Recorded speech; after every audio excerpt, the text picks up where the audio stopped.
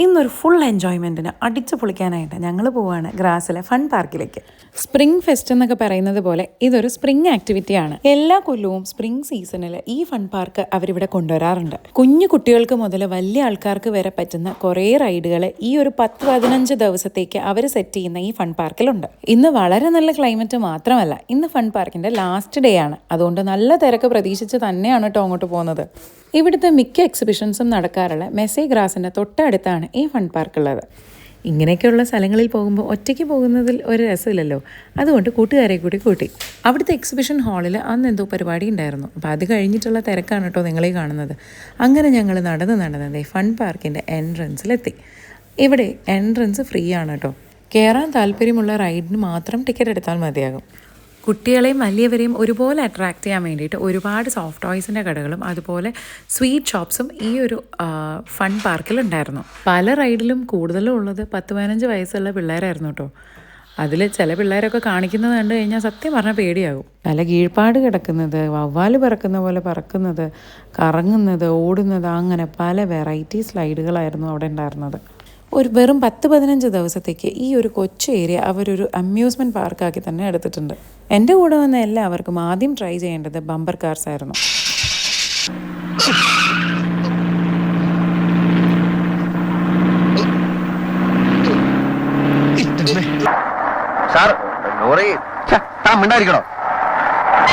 എന്നെ ഓവർടേക്ക് ചെയ്യാൻ ഒരുത്തരെയും ഞാൻ സമ്മതിക്കില്ല. അമേരിക്കയിൽ ഞാൻ സമ്മതിച്ചു. ബമ്പർ കാർസിൽ കയറിയിട്ട് എല്ലാവരുടെയും നാട്ടുപടിഞ്ഞാണ് തിരിച്ചു വന്നത്. എല്ലാവർക്കും നല്ല ഇടി കിട്ടിയിട്ടുണ്ടായിരുന്നു. എന്തായാലും ഞാനും ദൈവം അതിൽ കയറാൻ പോയില്ല. പകരം ഞങ്ങൾ കയറിയതോ ദാ ഇതിനകത്താണ്. അപ്പൊ പോവാല്ലേ? ഓക്കേ.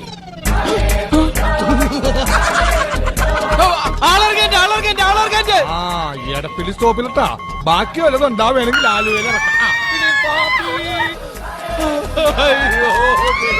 അയ്യോ എടാ ഭ്രാന്തൻ, അയ്യോ ഇതിനകത്ത് ഭ്രാന്തൻ അച്ചോ.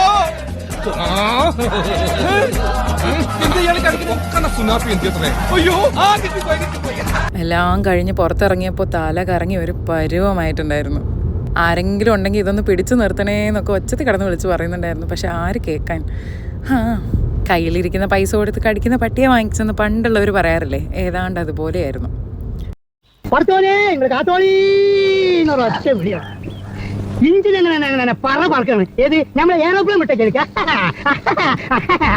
ഈ ഒരു റൈഡിൽ കയറാൻ ധൈര്യം കാണിച്ചതാവട്ടെ ദേവി ഉണ്ണി മാത്രമാണ്. എന്തായാലും ഞങ്ങളെല്ലാവരും ഇത് എൻജോയ് ചെയ്യുന്ന സമയത്ത് മിഴി അവളുടേതായ രീതിയിൽ അവിടെ സന്തോഷം കണ്ടെത്തുന്നുണ്ടായിരുന്നു.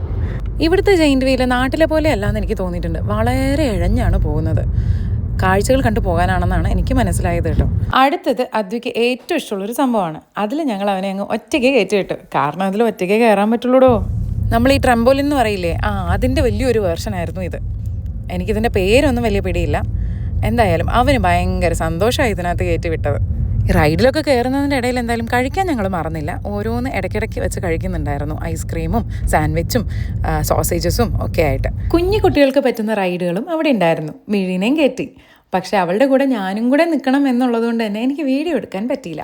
അങ്ങനെ ഇൻട്രസ്റ്റിംഗ് ആയിട്ടുള്ള റൈഡുകൾ തപ്പി നടക്കുന്നതിൻ്റെ ഇടയിലാണ് ഈ ഒരെണ്ണം നമ്മുടെ കണ്ണിൽ പെട്ടത്. വാവ്, കൊള്ളാം, കുറേ ഇട്ട് കറക്കുന്നുണ്ട്. ആദ്യത്തെ റൗണ്ട് ഞാനും ദേവിയും കയറി ഇറങ്ങി. എന്നെ ജീവനോടെ എനിക്ക് തന്നെ ബാക്കി കിട്ടി എന്ന് വേണം പറയാൻ. അപ്പോൾ ഉണ്ട് ദേവിയുടെ അടുത്ത ആഗ്രഹം, അവൾക്ക് ഒന്നുകൂടി കയറണം. അവൾക്ക് പൊതുവെ ഇങ്ങനെയുള്ള റൈഡുകളെല്ലാം ഭയങ്കര ഇഷ്ടമാണ്. അത് കോംപ്ലിക്കേറ്റഡ് ആണെങ്കിലും അല്ലെങ്കിലും. അവൻ ഇതിലൊക്കെ കയറിയെങ്കിലും അവൻ്റെ ആഗ്രഹം ഇനി ഒന്നും കൂടെയും ബമ്പർ കാറിൽ കയറണം എന്നാണ്. അതുകൊണ്ട് അച്ഛനെയും വിളിച്ചുകൊണ്ട് നേരെ അങ്ങോട്ടേക്ക് പോകുന്നുണ്ട്. ആൺപിള്ളേരാണല്ലോ. പിന്നെ ഇങ്ങനെയൊന്നും അല്ലടാ. സ്റ്റാറിങ് നേരെ പിടിക്കും. ഇതൊന്നും നേരെ പിടിക്കാൻ ആർക്കും വല്ലതും കൊടുക്കണം. ഞാനേ പോളിടെക്നിക്ക് പഠിച്ചതാ. യന്ത്രങ്ങളുടെ പ്രവർത്തന രീതി ഒന്നും താൻ എന്നെ പഠിപ്പിക്കണ്ട. അതിനാരെതിരെന്ന് എങ്ങനെ വേണേലും നിങ്ങൾ അല്ല സാധനം അങ്ങോട്ട് ഓടിച്ചോ. ഞാൻ ഓടിക്കാം. അങ്ങനെ ഇഷ്ടപ്പെട്ട റൈഡിലെല്ലാം ഞങ്ങൾ ഓരോരുത്തരായിട്ട് കയറി ഇറങ്ങി കഴിഞ്ഞപ്പോഴത്തേക്കും കുറച്ച് സന്ധ്യയാവാൻ തുടങ്ങി. അപ്പോഴാണ് സത്യം പറഞ്ഞ ഈ ഫൺ പാർക്കിൻ്റെ ഒരു ഭംഗി അറിയുന്നത് കേട്ടോ. എല്ലായിടത്തും ലൈറ്റ്സ് എല്ലാം ഓണായിട്ട് നല്ല അടിപൊളി വൈബായി തുടങ്ങി. ഈ കാണുന്ന ഒരു സ്വിങ്ങിൽ കയറണം എന്ന് മനസ്സിനെ ഒരുപാട് പറഞ്ഞ് പഠിപ്പിക്കാൻ ഞാൻ ശ്രമിച്ചു. പക്ഷേ മനസ്സങ്ങോട്ട് അനുവദിച്ചില്ല. അതുകൊണ്ട് കയറിയില്ല. പിന്നെ ഈ കാണുന്ന റൈഡിൽ ഏറ്റവും കൂടുതൽ ഉള്ളത് കുട്ടികളായിരുന്നു. അവർ എണീറ്റ് നിന്നോ ഡാൻസ് കളിക്കുകയോ ഒക്കെ ചെയ്യുന്നുണ്ടായിരുന്നു. ഒരു പേടിയുമില്ല. അങ്ങനെ എല്ലാം കണ്ട് തിരിച്ചു പോകുന്നതിന് മുന്നേ ഉണ്ണിയും ദേവിയും കൂടെയും ഒരു റൈഡിലും കൂടെയും കയറാമെന്ന് പ്ലാൻ ചെയ്ത് നേരെ പോയി കയറിയത് ദാ ഇതിനകത്താണ്. അവരെ ഇട്ട് കറക്കി കറക്കി ഒരു പരുവമാക്കി ദാ തിരിച്ചിറക്കി. ഇന്നത്തെ ദിവസം ശരിക്കും പറഞ്ഞാൽ കുട്ടിക്കാലത്തേക്ക് ഒരു തിരിഞ്ഞുനോട്ടമായിരുന്നു. എല്ലാവരുടെയും ഉള്ളിൽ ഒരു കുട്ടിയുണ്ട് എന്ന് പറയുന്നത് സത്യമാണെന്ന് ഇങ്ങനെയുള്ള സ്ഥലങ്ങളിൽ പോകുമ്പോഴാണ് കേട്ടോ മനസ്സിലാവുന്നത്.